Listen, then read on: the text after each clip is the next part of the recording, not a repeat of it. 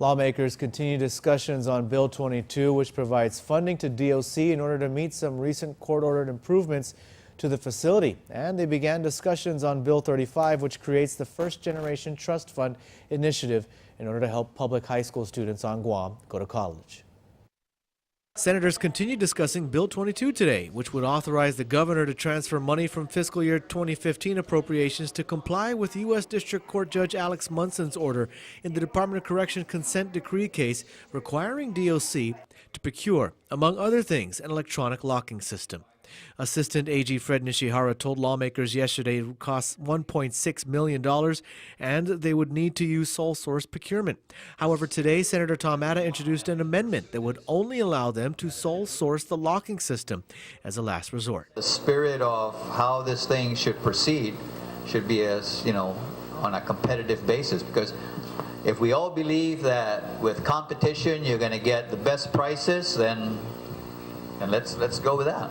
Lawmakers then began discussing Senator Narissa Underwood's bill to create a trust fund that would help pay for public students on Guam to go to UOG and GCC. The bill would require that DOE give $75,000 annually to the fund, that UOG give $250,000 annually, and that GCC give $150,000 annually.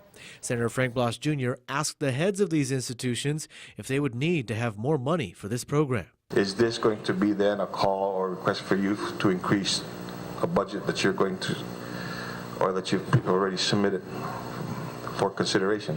So in my current budget submission, it is not included. If this is an initiative that I support, I would request for additional funding to support it, unless there is something based on our institutional priorities. UOG President Dr. Robert Underwood said UOG would be able to find the funds within their financial aid program. DOE Superintendent John Fernandez said DOE would need additional funding. Senator Mary Torres then questioned whether or not this program should be extended to private school kids or homeschooled kids because their parents are taxpayers as well.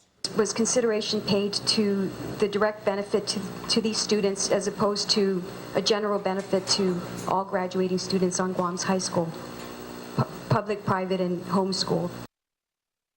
Senator Underwood says that the initiative was specifically focused on public school students because statistics show that only 33% of Guam public school students go to college, while 90 to 99% of private school students on Guam do enroll in college after graduating.